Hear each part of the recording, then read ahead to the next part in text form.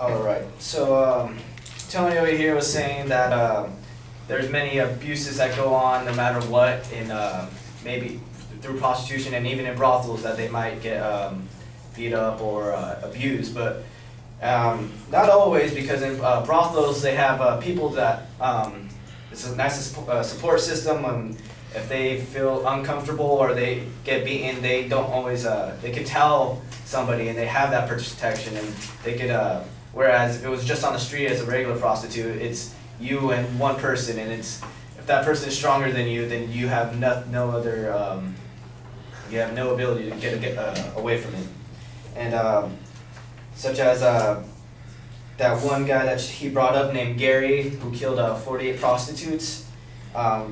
These prostitutes were probably working alone and they had no help, but if Gary would have gone to a brothel where he, this wouldn't have happened, because he would they would have been all protected. Maybe each brothel could have a male supervisor, security guard, something there that would help them to protect them.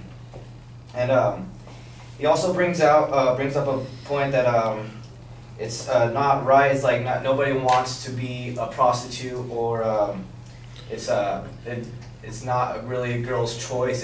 It's more of a kind of like a need that they need, like money or something. But there's actually some girls that just like to have sex, and what's it called? And it's their choice whether they want to or not. It's the same issue with abortion. It's their body. They can do whatever they want with it. Nobody's going to tell them they can't go out and sell their body for sex. It's their choice. It's their body. And he also brought up that when you go into a brothel or prostitution, you're always going to have sex. But actually, contrary to belief, they don't always have sex. They're there. They pay for you, yes, for an hour or so. You could do whatever you want with them. You could play a video game. You could talk. You could do whatever, a board game. You could do whatever you want. You don't always have to have sex. It might even be cheaper than a therapist. And you don't always need. Yes, mainly it is for sex, but it's not always, and it's what's it called? You could.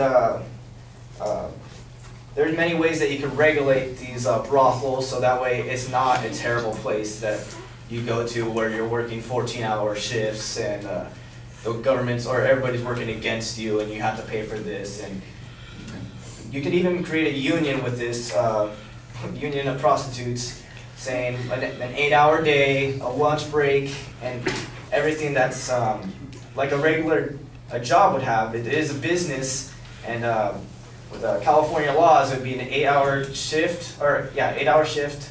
Anything over that, overtime and minimum wage and plus tips. So brothels aren't as negative as people associate them to be, because they do have they do a lot for the people, and they actually do offer protection because they.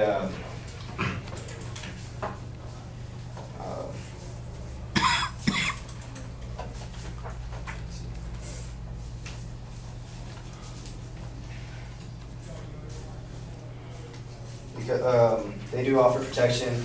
And a statistic by Kirby R. Cundiff stated that that if they were to legalize prostitution, then the rape rate would decrease by 25%, which is approximately 25,000 rapes that could be prevented if there were brothels, because people would not turn to so much like find a girl to go rape, but go pay for it instead.